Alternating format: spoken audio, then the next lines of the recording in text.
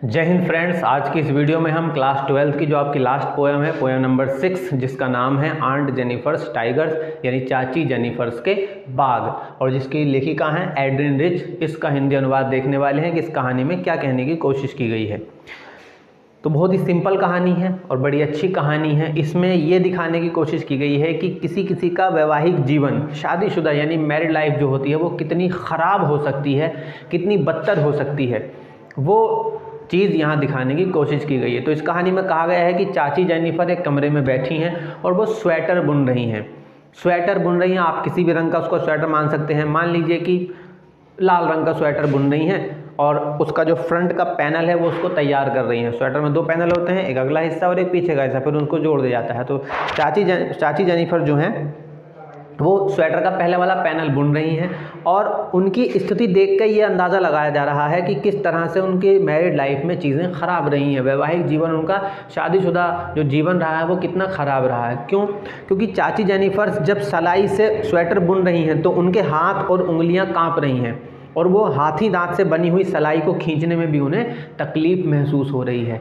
चाची झुकी हुई बैठी हैं, एकदम कमज़ोर महसूस हो रही हैं, उनकी उंगलियां कांप रही हैं। साथ ही में उनके हाथ में कुछ उनके शादी के समय जो कड़े बांधे गए थे वो उनके हाथ में अभी तक बंधे हुए हैं और हाथ कांपने की वजह से पता चलता है कि वो कितनी कमज़ोर हो गई हैं। और ये कड़े के बंधे होने से पता चलता है कि उन पर रीति रिवाज, जो उन पर रूढ़िवाद था, वो कितना हावी रहा है, यानी कि उनको कितना बांध के रखा गया। बांध के मतलब कि वो चीज़ जो अब उनके हाथ को भी काटने के लिए तैयार है, मगर उसके चलते कि इसको बांधे रखना है, इसको बांधे रखना है, और उसको निकाला नहीं गया है।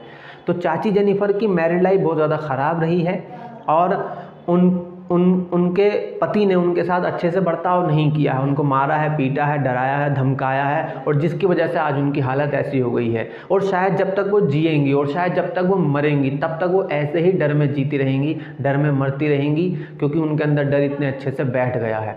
और साथ में ये दिखाने की कोशिश की गई है कि भले ही किसी इंसान की हम कितनी ही बुराई करें, कितनी ही उस पर अत्याचार करें, कितना ही उसको डराएं धमकाएं, लेकिन उसके बावजूद भी अगर किसी इंसान के अंदर अच्छे विचार छुपे हुए हैं तो हम उनको नहीं मार सकते हैं। क्यों? ये कैसे पता चलता है? ये पता चलता है कि चाची जेनिफर जो स्वेटर का पहला पैनल बुन रही हैं उस पर पीले रंग के बाग उन्होंने तैयार किए हैं, बाग बनाए हैं, चीते बनाए हैं और इंसान उन्होंने बनाए हैं, जहाँ पर वो दोनों प्रेम के साथ खेल रहे हैं, कूद रहे हैं। ना तो इंसान चीतों से डर रहे हैं, बाघों से, और ना ही बाघ जो है इंसानों से डर रहे हैं। ये उस स्वेटर में उन्होंने दिखाने की कोशिश की है। तो हमें यहाँ से ये बात समझ में आती है कि चाची जेनिफर की भले ही वैवाहिक जीवन में बहुत ज़्यादा तकलीफ़ें रही हैं, लेकिन फिर भी उनके अंदर एक कलाकार छुपा है, एक अच्छाई छुपी हुई है, जिसको वो अपनी कलाकारी के ज़रिए, यानी कि उस पैनल, स्वेटर के पैनल पर उतारने के बाघों के ज़रिए वो ये बताने की कोशिश कर रही हैं कि मैं अंदर से कैसी हूँ।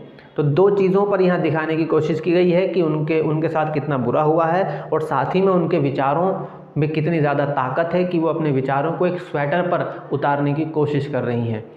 तो इसमें किस तरह के पूछे जाएंगे सवाल? यही पूछे जाएंगे कि चाची जेनिफर की उंगलियां स्वेटर बुनते समय क्यों काँप रही हैं? क्योंकि वे बहुत ज़्यादा कमज़ोर हैं, उनका मैरिड लाइफ बहुत ज़्यादा ख़राब रही है, जिसकी वजह से वो डरी हुई, धमकी हुई हैं। क्या चाचा ने उनके साथ अच्छे से बर्ताव नहीं किया? तो बिल्कुल चाचा ने उनके साथ अच्छे से बर्ताव नहीं किया, जिससे पता चलता है कि वो बहुत ज़्यादा डरी हुई हैं, धमकी हुई हैं। और वे कौन से दुख हैं जिससे चाची जेनिफर घिरी हुई हैं? तो चाची जेनिफर अपने वैवाहिक जीवन के दुखों से घिरी हुई हैं। चाची जेनिफर जो बाग बना रही हैं उससे वो क्या कहने की कोशिश कर रही हैं? तो चाची जेनिफर बाग बनाने के ज़रिए ये कहने की कोशिश कर रही हैं कि हम किसी भी इंसान को फिज़िकली, यानी कि शारीरिक तौर पर उसको मार सकते हैं, पीट सकते हैं, मगर हम उसके अंदर की छुपी हुई भावनाओं को कभी भी नहीं मार सकते हैं। ये कुछ सवाल इसमें पूछे जाएंगे। तो वीडियो 2 पार्ट में होगा। पहले पार्ट में इसका हिंदी अनुवाद आपको बता दिया है और दूसरे पार्ट में इसके क्वेश्चन आंसर लिखा देंगे, और फिर आप उनको नोट कर लेना। इस वीडियो में सिर्फ इतना ही।